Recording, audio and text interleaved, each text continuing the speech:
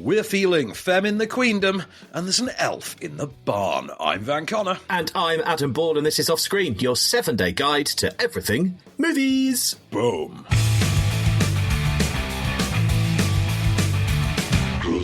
Hello and welcome back to the show then. We've got 4 brand new movies. Well, I say brand new. One of them's not, but sort of is. All will be explained shortly, but we're going to talk about them very soon with Van, of course, who's got to see all of them already.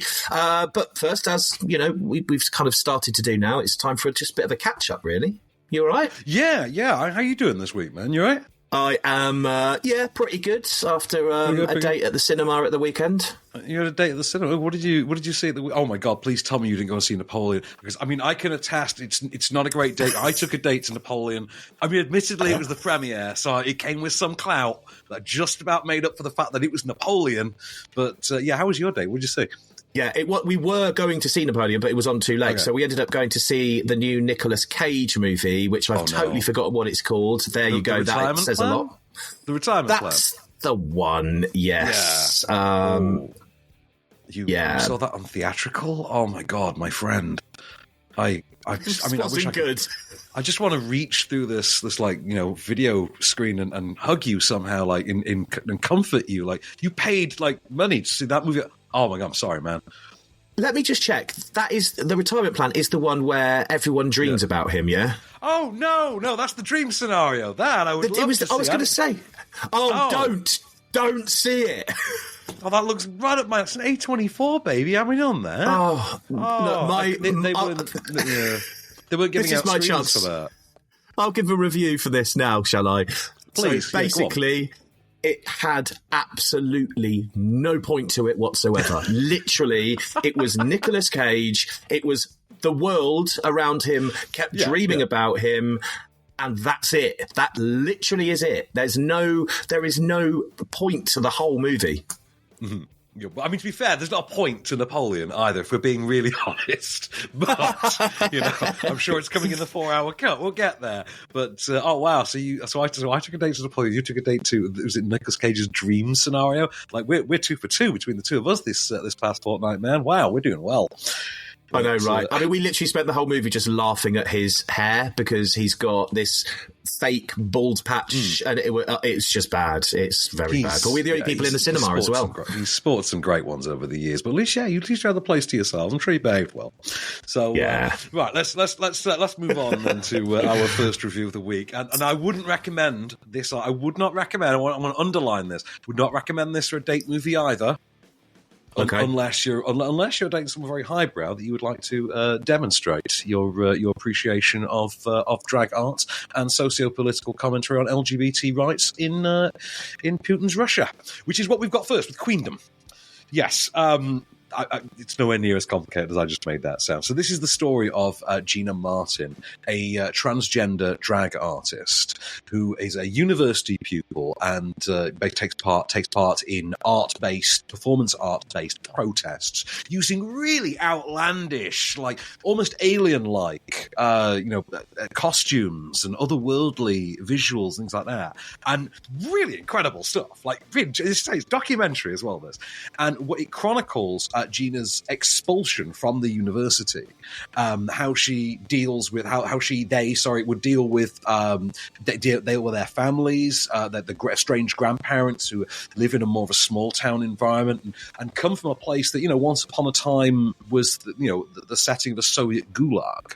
So everyone who's grown up and raised in this small town has this sort of defeatist, beaten down mentality, like they don't deserve anything in the world because we are this, we were this, and it has that, and there is this rise of Gina Martin trying to rise. Oh, look, I can be more. I just need to speak my art. I speak my art to the world effectively, and how this jives with, first of all, the day-to-day of just simply trying to do this in Russia, just trying to walk down the street in Russia, and the absolutely next level abuse, like literally not being able to walk a meter, before the next level of abuse, kind of a process. But also how that then ratchets up as Russia goes to war with the Ukraine, as new anti-LGBT legislation starts to come in under Putin's government, and things start to really reach this incredibly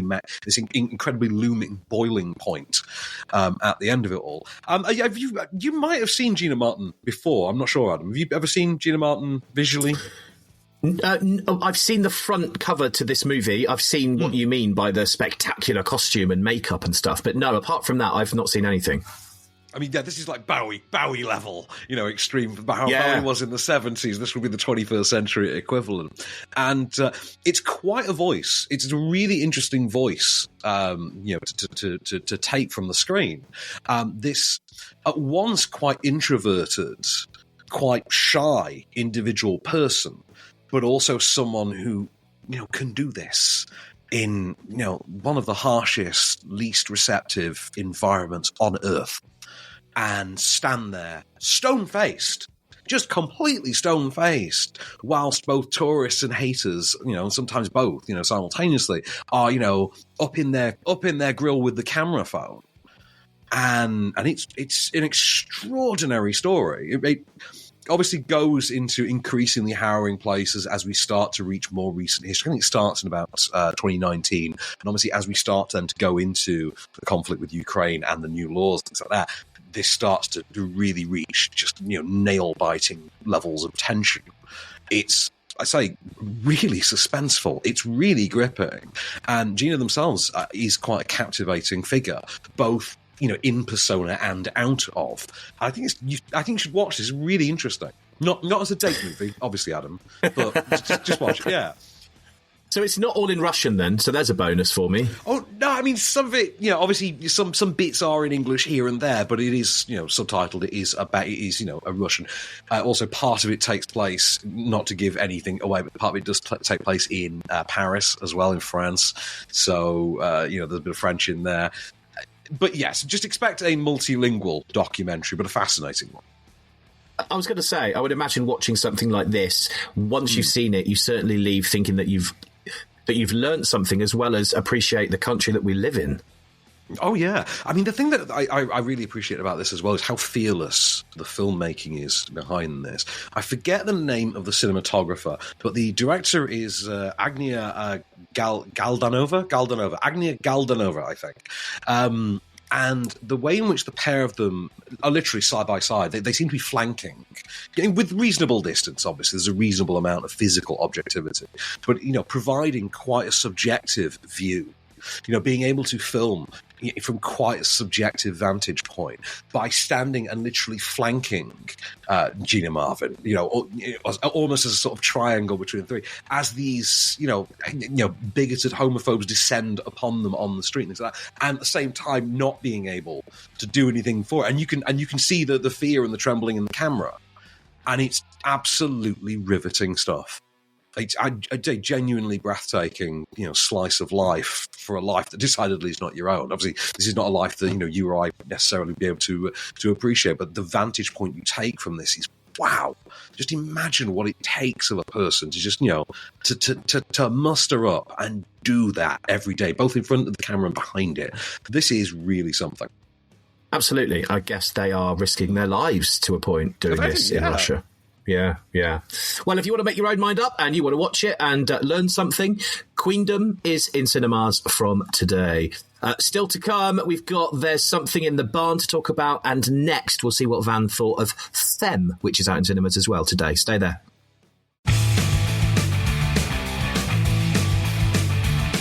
Hello and welcome back to the show then. We're going to talk about Femme in just a moment. But first of all, Van, you've got some movie news, which actually is quite shocking. Yeah, this kind of took both of us by surprise. So this is Spinal Tap 2 is a thing? Like, I know technically there is a This Is Spinal Tap 2. There was a film that sort of followed on or was made from deleted material. I forget what the thing was, but a couple of years after it. The original was 84, and I think there's something about 86 or 87. But yeah, This Is Spinal Tap 2 is happening. So Rob Reiner revealed this whilst, of all things, whilst on the Richard Herring podcast, The Richard Herring, of all the places they were going to drop that, the Richard Herring podcast. I mean, if you was going to just give it to any old podcast, and we're right here. That's all I'm saying. Right here, Rob Reiner. Come and drop your bombshells on us. Damn right. The idea here is you're going to get the original cast returning. So Harry Shearer, Michael McKean, and Christopher Guest. Who else was in it? And you had Rob Reiner himself as the documentarian. So the idea is that this sees one of them, the widow of one of the band, receive a contract or find a contract whilst clearing the estate that reveals that they owe someone one last concert, and that if they don't perform the concert, they will be sued for like 100 million or something like that. So the band have to reunite decades later to do this, and it's going to be shot in the style, apparently, of Scorsese's The Last Waltz. So it's going to have that documentarian, that refined Scorsese documentarian look, but it's going to be Rob Reiner, both behind the camera and on camera as the documentarian. We've got the whole band back together. I can't wait for this. Are you a Spinal Tap fan? I wouldn't say fan. I saw it ages and ages ago, like 15, 20 years ago. But I remember liking it, and I quite like this whole premise that they're bringing it back and there's not anybody missing. It's just literally the whole band back together. I like that. I think this is going to be a great thing. Well, I mean, I would suggest instantly go and revisit Spinal Tap again, now, at the age you are now, and I think there's a lot more you'll appreciate. Also, if you've never seen it, Popstar Never Stop, Never Stoppin', which is very much this century's equivalent, and it stars Andy Samberg and the rest of the Lonely Island. They also write the movie. They recorded something like 40-odd songs for it, and most of them have proper music videos, and he plays this. It's a mockumentary again. But it's about this character who's sort of a combination of Justin Timberlake and Justin Bieber. And it's absolutely brilliant. And the cameos in it will astonish you. Like, they get like Simon Cowell and Mariah Carey in it. It's absolutely brilliant. It's really... And they're all in on the gag. I mean, Ringo Starr gets probably the best line of the whole movie. But yeah, it's an absolute bang. So Popstar Never Stop. I'll sort you out with a link for that. Gotta check that one out. So Spinal Tap, revisit, Popstar, and then, of course, no release date for it yet. It was meant to be March next year, but because of the strikes and everything, it's been shelved. It's been sort of pushed back. So there is a release date coming. But yes, this is Spinal Tap 2 is happening. Anyway, very, very different tone of movie to talk about now. I gotta say, did you watch the trailer for this, Adam? No, I haven't seen it. No, I literally know nothing about this one. You literally, I'm about to say, I thought, because from the look on your face when I said very different change of tone, I thought, oh God, he knows, doesn't he? No, I don't. Right. This is one I'm going to warn you. I watched this on a screen link at home, and there was a point which I'm going to have to close the curtains because I don't want the little old lady who lives upstairs to be like leaving the building, walking past my living room window, and we never hear from her again. You know what I mean? Like this could get bad. So the movie is called Femme, best described as an erotic revenge thriller. Starring George Mackay and I think it's Nathan Stewart Jarrett, I believe his name is, who's very much a sort of that guy from That Thing at this stage. Very much he's a familiar face if you've just sort of seen your spread of, the British output, you know what I mean? Like the BBC and your ITV sort of output. You sort of know his face from around the way. And he plays a transgender drag artist because this is a thing. This is a theme for this week. We start the week off strong. He plays Jules, who's a transgender drag artist who one night leaves his friends in the club, goes across the road to get cigarettes, and becomes literally on the walk back becomes the victim of a homophobic hate crime. Months go by. And Jules is, barely walking off, the sort of, this attack, is traumatized by it. And they find themselves, happening upon one of the attackers one day at a cruising venue. So the homophobic attacker happens to be in the cruising venue. You can sort of paint a picture from that little equation. Said attacker is George Mackay from 1917 and Pride, funnily enough. So he really has worked both sides of this one now. And no sooner has Jules, discovered George Mackay in this club, the pair hook up.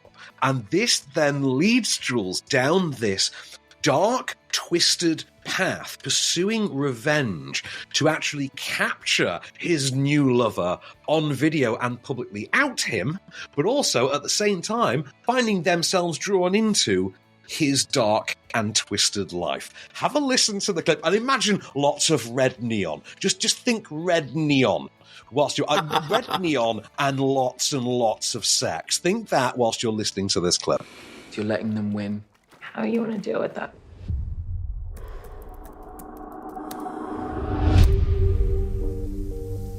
Hasn't really felt like the real Jules since the attack. Yeah, I know you're a type. You want a big man to treat you like a little Maybe. I don't know what's going on with you. What do you mean? The clothes, the posturing. Just miss my friend. You keep this side of your life completely separate. I'm a private person.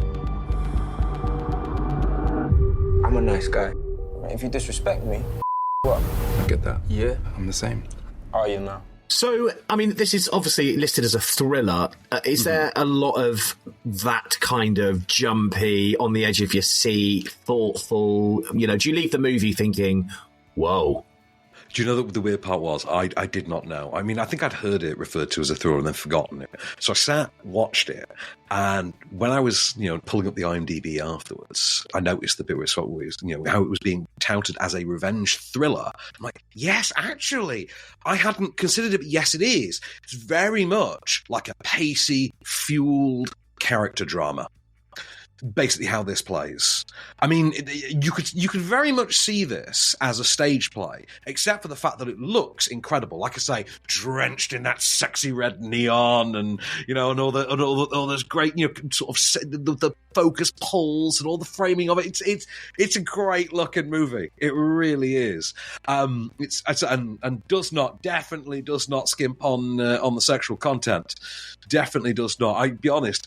George Mackay as well plays probably my favourite screen depiction of terrifying thug since Jack O'Connell in Eden Lake 2008.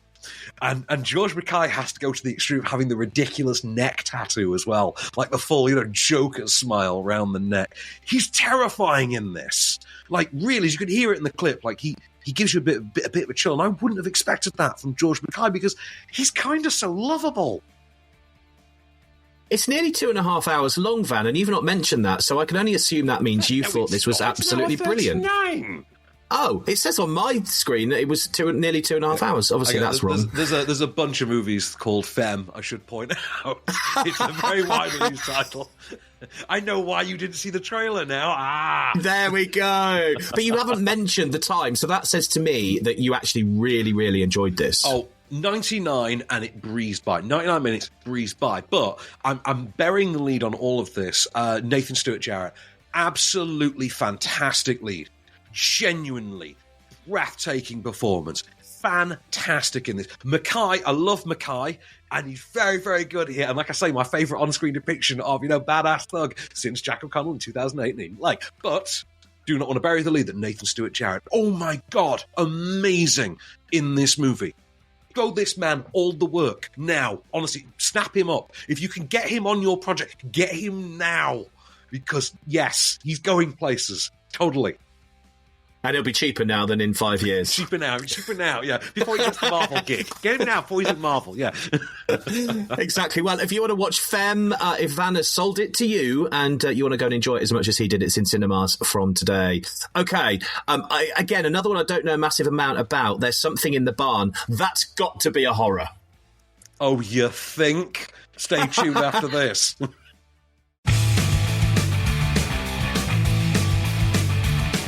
Hello and welcome back to the show then. We've still got 2 movies to talk about. We're going to get a bit festive in a moment. I know it's only just turned to... Is it December yet? Because we're recording this on Wednesday. Today, yeah. So it will be December 1st, Friday. Yeah. Right, yes. So it's okay to be festive. It's fine as long as we're into December. So we'll get to that in a moment. We've got some movie news to talk about first, though. People have been buying something very unexpectedly. I mean, yeah, this is in the face of the argument that people don't care about physical media anymore. This week, a certain film was released on 4K UHD disc, so ultra high definition disc, for your lovely shiny 4K UHD TV that so many of us have now. I'm very proud of mine, in fact. But yeah, a certain film came out and it sold so phenomenally that there came a global shortage. And Universal now have to manufacture more stock of this. They wound up fueling the black market. The black market had to get involved. So resellers started flipping copies of this film for double and triple the prices within a day of it being released. Do you know what the film was, Adam? And I'll give you a hint, it wasn't Barbie. Oppenheimer. It was Oppenheimer. Bloody Oppenheimer. So it turns out there were enough cinephiles in the world taken in by Christopher Nolan's Oppenheimer that they actually managed to bleed the planet dry of 4K discs. So that's bizarre for physical media. Who'd ever seen it coming? Yeah, that goes to show, that the old retro ways of taking in media are still there. People still buy vinyl, So that's good. Okay. I heard the number 10 million battered around somewhere. I've not verified it, but I think it might have been 10. And if it is 10 million, that's hilarious. But bear in mind that Oppenheimer recently closed out its box office run. It's worth pointing out with, I think, about 55 mil short of $1 billion. So, you know what? True cinema remains intact, I think. I would not have seen it crack $1 billion. But hats off to Nolan, they did it. A near 3-hour black and white drama about the atomic bomb. And it's clearly going to want to be nominated for Best Picture. So, fair play. Cinema is back after COVID, finally. Right, so let's crack on with our next movie. There's Something in the Barn, which, I figured out at the end of the last part of the show that this is definitely a horror. So talk to me about it, Van. What did you think? I mean, this is decidedly not going to be nominated for Best Picture. I mean, I'm going to give you that straight off the bat. That's not to say it's not good. I had a lot of fun with it. But, okay, so this is a new movie from Magnus Martins, who I believe was the director on the TV adaptation of Terry Gilliam's 12 Monkeys, which I was quite a fan of. And, I don't think I finished that. I should go and finish the final season of 12 Monkeys. That show was badass. Anyway, beside the point. So this is the story of an American family who inherits a farmhouse in Norway. The sort of distant uncle passes away, and he'd been quite fond of the dad. They'd been close in his younger years before the uncle had then moved away to Norway, and he's left in this house. So the now grown-up nephew, who has grown up to become Martin Starr, aka Guilfoyle from Silicon Valley, aka Tom Holland's Spider-Man's school teacher, the one with the glasses and the long hair and the beard. You know that guy? He always does that voice. He's in a bunch of the Apatow movies like Knocked Up and things like that as well. Scorsese on coke, they call him at one point in Knocked Up, I believe. He's the dad, like a Clark Griswold-like dad in a way, sort of, embarrassing naff dad. 2 kids, widowed with 2 kids, but he has remarried his sort of, equally sassy, very much his equal, hot, unnecessarily hot wife, who his kids maybe have a bit of tension with because they're not quite accepted her as a stepmother. The youngest son has no sooner settled in than he wanders into the barn. And there he discovers, as the title suggests, something. Have a listen to the clip. There's something in the barn. What do you mean, something? So what do you think happened? Probably some kids. Woo! That's a barn elf. Are they real? Yes. First off, the barn elf doesn't like changes to the farm. That looks good. Secondly, he hates bright, artificial light. What do you think? And he hates loud noises. Huh? Motion activated. No! This is really bad. You're in Norway now, okay? Nothing bad ever happens here. That's right, it's Norwegian barn elves, people. We're going Norwegian barn elves on this one. I've actually got a bit of the trailer running next to you as we're talking right now, and it does look pretty weird but fun. It's mental. I loved it. It's very much that sort of. Do you ever see Krampus in 2016? Michael Dougherty's Krampus that had the name rings a bell. Yeah, it had the family stuck in the house over Christmas, and they were besieged by like evil Santa and all his minions, and it was like evil Jack in the Boxes and gingerbread men that would bite your face off. Brilliant movie, very Joe Dante. This is going for that, but isn't quite there on the fun level. It doesn't quite get there. The gore effects and everything are really funny, and the humour's there, but it's just not quite got the formula down. If anything, it's too European in its sensibilities, I think. It's I think, a bit too distant. It keeps you slightly too afar to really get to... But what if you can find a way in with it? It's quite fun, and I did. And I had. You say you've seen you've got the footage playing on the screen in front of you. You've seen all of the little people with the axes. And, yes, I was going to say the little elves. It's sort of like Krampus or Small Soldiers, but Christmassy Norwegian, barn elves besieging them. I say there's goofy laughs we had. It's not Gremlins, but nothing ever is gonna be, is it? Nothing's gonna be Gremlins. Yeah.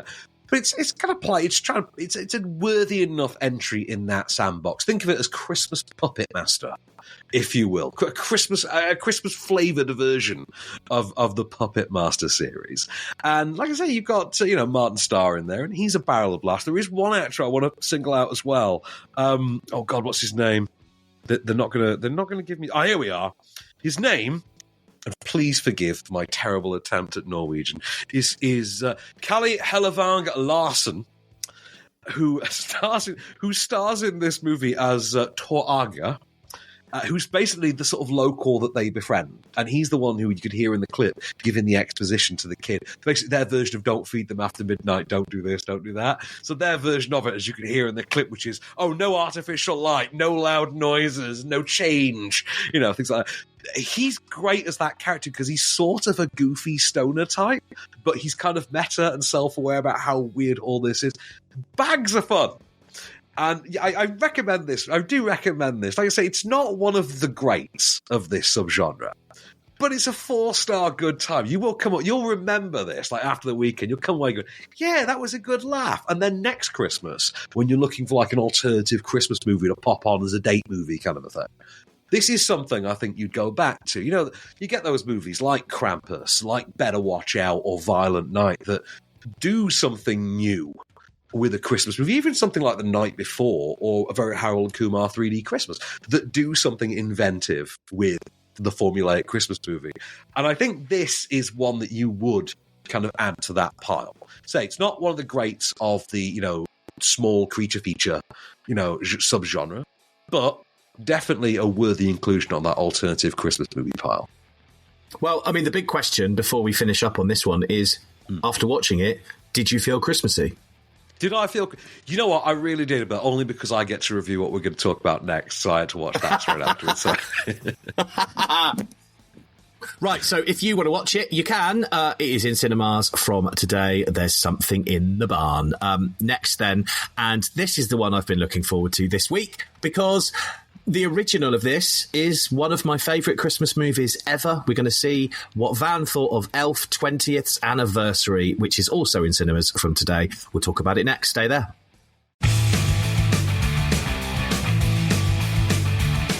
Hello and welcome back to the show with our final movie to talk about. And it's going to be no surprise to you. It's a Christmas movie. It's the 1st of December.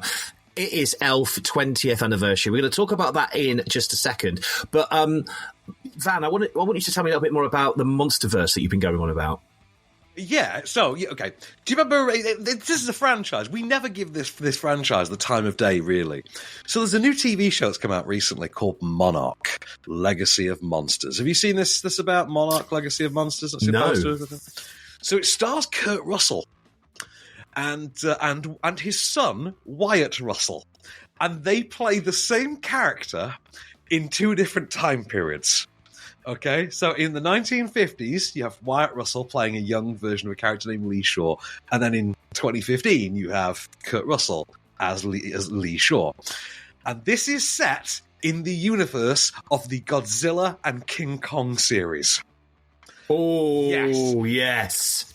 That's not even the best part. It's made by Apple, so it's got just a truckload of money being just funneled through it, and they are spending it all on screen. So they are not shying away. They're actually bringing Kong and Godzilla and all. They are on screen in this movie. This is properly set around those movies. So Gareth Edwards' Godzilla in 2014. You got to watch that one. There's Godzilla King of the Monsters, which is the sequel from 2019. There's Kong Skull Island, which is the best movie out of the whole bunch from 2017. That was the one with Samuel L. Jackson and John Goodman and Tom Hiddleston and Brie Larson. Incidentally, just rule of thumb, if it's got Brie Larson in a white vest, I'm watching the movie. I'm sorry. That's I don't ever want to see the woman naked. I just Brie Larson in a white vest. I don't know why. It's a kink. Don't kink shame me, man. That's the whole thing. Anyway, and then of course you've got Godzilla versus Kong in 2021, and I think we've got a sequel coming out next year, which is Godzilla and Kong: The New Empire. Oh, good. But I enjoyed that one. Yeah, but you've now got a TV series that takes place around this that details how Monarch, who are basically this universe's version of like S.H.I.E.L.D., how they discovered all these monsters and how they learnt all the things they learnt about these monsters and how certain characters, started out. Things like one of the characters in the 1950s, for instance, is a young version of John Goodman. He's going to grow up to become John Goodman 20 years down the line. So we get his young adventures. It's really fun. Absolutely. Check out Monarch, and you will want to revisit Godzilla and King of the Monsters and Kong Skull Island, which is the best movie, and Godzilla vs. Kong and Godzilla and Kong, the new... You'll want to check it all out. And it's all called The Monsterverse. That's its franchise. And it's out now? It's out now. The series is... I think they're airing it. I think there's only 3 or 4 episodes that have been aired so far. It's 10 episodes. Apple were good enough to give me a link on their press portal, so it was all on there, and I'm like, oh god, this is going to be a great Sunday, yeah! And I just lost the day. So, yeah, I also did For All Mankind while I was at it. But yeah, Monarch. So good. It's on Apple TV+. Check this out. It's brilliant. It's genuinely brilliant. Every episode is just an amazing cliffhanger, and the creatures, the monsters in it, are just out of this world.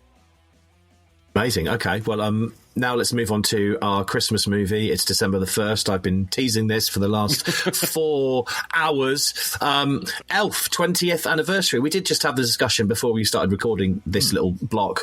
It is the same movie. It's just in much better quality. Well, that's it. They've kind of just remastered Elf for its 20th anniversary. I can't bloody believe it's been 20 years. I'm sure I worked at Blockbuster when this came out, and it was the thing was it was an instant classic. We'll get to all of that. Let's just do the plot first. We'll have to do this like it's any other movie. Well, we have to give it its due. Yeah, we have to review it properly. So it is, of course, the 2003 Jon Favreau directed movie, an adaptation of the best-selling children's book, and the story of Buddy the Elf, a human accidentally taken to the North Pole from an orphanage by Santa on Christmas Eve, who is then raised amongst the elves and, in his adult years, sets out for the mythical lost land of New York City to find his long-lost father, who also, spoiler alert, is on the naughty list. Have a listen. This is Buddy the Elf after he's gotten a job in a department store toy section, learning that he's going to have a very special visitor the following day. Why are you smiling like that? I just like to smile. Smiling's my favorite. Make work your favorite. That's your favorite, okay? Okay. Work is your new favorite. Fine. It's time for the announcement. Okay, people, tomorrow morning, 10 a.m., Santa's coming to town. Santa! Oh, my God! Santa here? I know him. Santa! I mean, that is what everybody does whenever you mention the movie Elf, isn't it? Yeah. It's one of those films, isn't it, that everybody has their favourite moment from Elf. Everybody. No two people, I think, have the same moment. Which is I mean, there's so many great. And my moments are always a little weird aside. I love the world's best cup of coffee gag, in which just opens a diner door and says, "You did it!" World's best cup of coffee. Well done. It just carries on. And because for me, it so aptly demonstrates the one defining reason why the movie works, and that's Will Ferrell. Will Ferrell 100%. is he was born for this role. It's the perfect Will Ferrell movie. It's Jim Carrey in The Mask. It's the perfect guy for the perfect project at the perfect moment that shows you the perfect amount of what this guy can do. And then you've got Jon Favreau behind the camera, who at this point really starts to cement himself. I mean, he directed obviously like Swingers and I think Made before this, and was very much sort of setting himself up as a sort of indie guy. I think he was looking to go into that sort of Sundance-y direction full time. But this started him on the commercial path. This gave him, as he starts developing the more fantastical elements of this and blending things like animation in and things like that, and getting to grips with a practical visual effect. This then leads him to, Zathura, and then most importantly, launching the Marvel Cinematic Universe, because he directed Iron Man, of course. And you can see the germs, the germ of what becomes Iron Man right here, with the balance of tone and the way that he could just mash up characters with completely different levels of seriousness, all on the same wavelength. And it's really deftly handled. The way the movie is staged, the production design of it, just the costume, the buddy costume. And, of course, just Will Ferrell at the centre of it all, just giving it 1,000% full fuel, let her rip energy. And what's your favourite Elf moment, Adam? I would say, because something that made me chuckle unexpectedly was, when they're sat around the table and they're eating and he's pouring the syrup. Maple syrup. Yeah, maple syrup. And it's just small, something small like that. Just like it caught me and it just made me chuckle. It's complete innocence to the whole situation. It's just a great movie. Oh, the elf scene with Peter Dinklage. When he calls Peter Dinklage, he mistakes Peter Dinklage for an elf and gets the absolute crap kicked out of him. Oh, my God. This is the problem. See, I only saw the movie a day ago, and it is one of those movies that you can genuinely repeat and rewatch over and over. My sister watches this movie, must be a dozen times every Christmas. And I don't know if I ever told you this story. Years ago, I was visiting my sister one day, long before my nephew was born. And, my sister was at that point just, an adult married woman. And I noticed in her stairway one day, on one of her DVD shelves, there was a shelf that must have been a dozen copies of Elf on DVD. And different editions, like different covers, like different versions that they've released over the years. Wow. And I asked her, I was like, Maya, why do you have 13 copies of Elf? Like different copies of... And she responded with, oh, sometimes I'm just out and I see a different version. I don't think I can find it at home. I think I'll just buy another one rather than like rooting it out. And then people buy it. It's just become a thing. I don't know if she still has the shelf. I'm going to have to ask her one of these days. But it is her favourite movie in the world ever. When my nephew was born, I literally sat there waiting for my Christmas morning, dressed head to toe in a Buddy the Elf costume, just waiting for my 2-year-old nephew to show up. He couldn't believe his luck. He just thought it was the greatest day ever. But the last part, he's 2 years old, you don't even realise it's your uncle. He thought it was just that his mum had hired some cosplayer to just sit in on the family Christmas. But that's brilliant. Well, at least we know who's buying all the DVDs these days. It's your sister. It's my sister. That's going to be a global shortage of 4K UHD copies, because this will now get released properly. This remastered version will go on 4K disc now as well. So yeah. I presume they'll get that out just before Christmas, because this is on limited re-release now. I think you get like a week or 2 weeks. I'd imagine the disc will follow behind in the next couple of weeks, and that'll be out for Christmas. So do you know what? They might have actually solved my sister's Crimbo Prezi there. I mean, it's a good job that no family member I've ever had has ever listened to any of my work ever.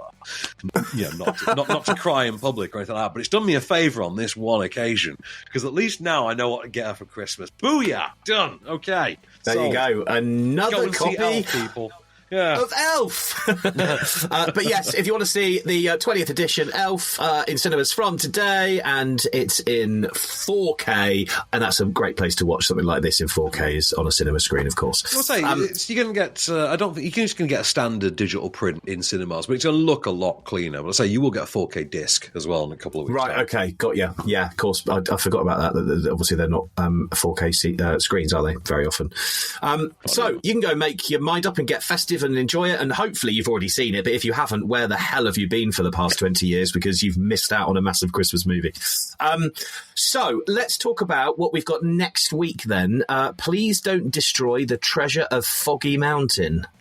I know naff all about this, I'm not going to lie. I did not look it up. I do not know anything about it. I'm just throwing my hands up. I'm in a good mood because of Elf. I got a date after this. I'm good. Well, we'll see what you thought of it next week. We'll say that. I can't even remember what... I have a date tonight. I can't even remember what movie I picked for the... Oh, The Last Voyage of the Demeter. That's what I'm watching tonight as a date with the new Dracula movie. That's it. Sorry. We still don't know when we get to review that either, because there's no UK release date for it. So, yeah. Cheers. Next year. Next year, presumably.